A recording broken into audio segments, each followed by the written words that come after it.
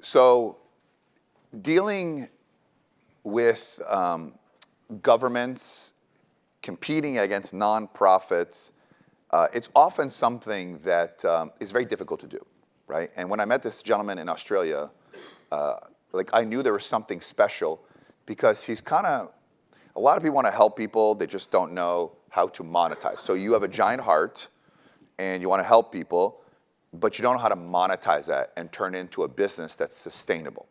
And sometimes you do, and you compete against nonprofit. And how do you create an organization that you could still help a lot of people and make a lot of money doing it, and do it so good that people keep coming back? And so I just was so impressed by this individual, and I knew he'd be a great fit because he's one who's an entrepreneur who understands that world rather than being a very good, nice person trying to help people, but it doesn't make money. And in fact, when it doesn't make money, it actually hurts the very people that you intend to work with as well. He does in Australia, in the disability states, in space, and helping other people. So please welcome Greg Hart, everyone. Okay.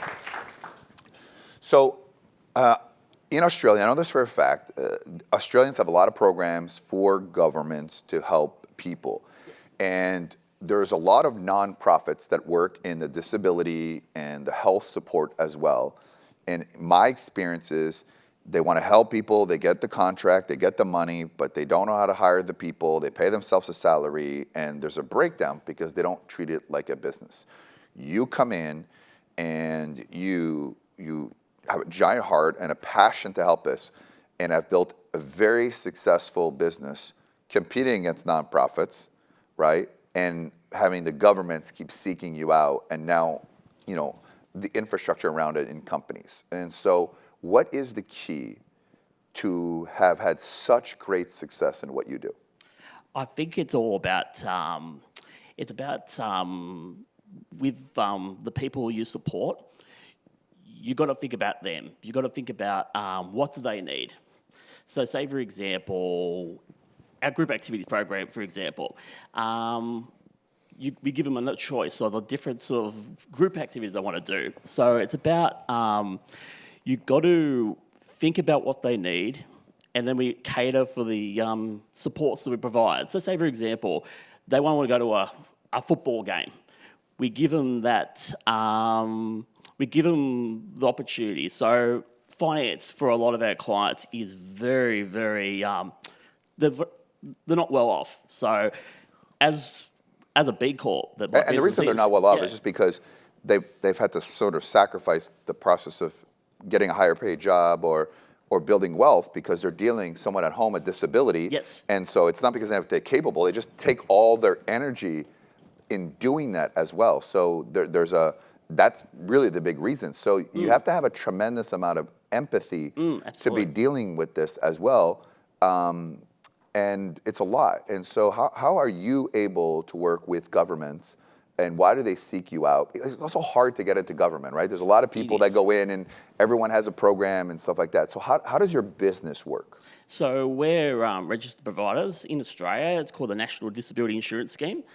We register with them. We provide a fleet of different services. Say, for example, we have our special therapists. We've got our psychologists. We've got our occupational therapists. We have our joy makers, which we call our support workers. So NDIs have got different levels of funding in Australia. And the government gives an amount of money to that particular person with a disability to help them. It's more about, I suppose, say, for example, you've got therapy budget, helps you improve your skills. So our psychologist, for example, talks about the person with disability, how do they feel about their disability. It's about... Are you measured in the results, though? Like, does the government come in and say, here's money, you do what you do? Do they measure? Is there standardized? Because how do you then compete against somebody? Like, everyone says the same thing, right? Yeah, I can help people, right? Absolutely. And so how does one separate for the other? I think it's about, for our perspective, we care. We care about our community. We're a B Corp. It's really... about the caring about the B Corp model is the social justice, the environmental side of things. So we have that social justice mission to make sure everyone is part of the community. So, okay, we have an activity, we have our workers, we take them to an activity like going to a movie, going to Are going these shopping. your ideas, or is that what they expect? No, this is our ideas. So your idea. Absolutely. So you're basically going to them like, we're going to go to movies, go to games, do these activities, create the engagement, put them into the community. Also, do you help them provide jobs in the future, so that if they wanted to do a job and internship programs as well? We can help them build their skills in the sense of finding work. Absolutely. Why get involved with it? Because I know as a parent, what I've heard, it's the hardest thing in the world, right? Because it's already hard to have children that are healthy, and to have someone with disability takes 100% of your energy, and every one of them should be a saint. And then sometimes they have other kids, and they have to put a lot of attention there. And I've heard a lot of these. The story creates an interesting dynamic, and they love them unconditionally, which is what they need. Why you involved in this? What is it that moved you to do this as one of Australia's top person in this? I've got a cousin that has Williams syndrome, and I see how this cousin's parents cope. It's really, really tough. You got 24/7 care of this person. It takes its toll on the carer. So for having myself, my business, and our workers to help provide that care, bring them out in the community, give the parents a break. And what's the future? So what is different than the nonprofits, right? And people understand, well, nonprofit, people are still getting a salary, and usually a very high salary, Yes. right? So they're kind of taken first. What would be a difference between yourself and competing against a nonprofit who also offer the same product? A lot of different services in Australia do the same thing. I think what separates us to the competitor is we're a B Corp. I don't believe there's any other services that we provide that are B Corps. So I mentioned that social mission. So what we do, which our competitors don't do, is we provide the tickets out of the business, not from the government, from the business, to take these people in the community.